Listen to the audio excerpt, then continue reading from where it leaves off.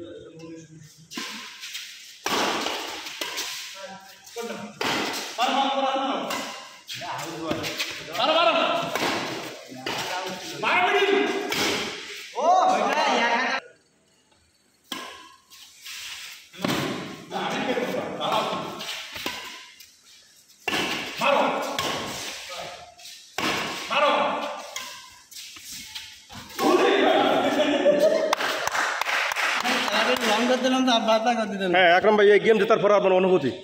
ইনশাল্লাহ আমি আসলে রেজাউল স্যারের বিপক্ষে খেলার চেষ্টা করেছি এবং সফলভাবে আমি জয়ী হয়েছি এবং বিধ্বংসভাবে তাদেরকে পরাজিত করে আমরা উইনার হয়েছি। আমি যতটা জানিছি যে এই গেমের আগে রেজাউল ভাইয়ের একটা বক্তব্য ছিল যে রাফিউল ছাড়া যে কেউকে দাঁড়ালে তুমি মানে পারবে না কি, এরকম। তো সেটা হলো পাগলে কিনা বলে ছাগলে কিনা খায়, বিষয়টা এরকমই হয়ে গেছে। আসলে পাগল তো অনেক সময় ভুল বলতেই থাকে, কিন্তু মূল ব্যক্তি যে সে তার জায়গা থেকে কখনো নড়ে না। আচ্ছা রেজাউল, শুনি। আলহামদুলিল্লাহ, যদিও মারতে চাইনি অবশ্যই, কিন্তু কি করবো, অতিরিক্ত পানায় তখন অবাক্সের না মারি আমি পারিনি ভাই। তাই একদম অবাক্সের মিডিল পয়েন্টে ড্যান্সার জোনে, ওখানে বারবার মারলে উনি আবার মানে হাত হয়ে যাবে বলে বেশি জোরে মারতে। আচ্ছা, আমরা দর্শকদের পক্ষ থেকে যে খেলার মাঝখানে যে গায়ে বল লাগলে বা শরীরের কোনো স্থানে বল লাগলে যে অনুভূতিটা প্রকাশ হয় সেটা আমরা একটু দেখতে পাই। একটু যদি আমরা দেখি, একটু যদি দেখি আমরা, হ্যাঁ একটু একটা বল লেগেছে সেই সময় অনুভূতিটা কেমন আছে? হ্যাঁ হ্যাঁ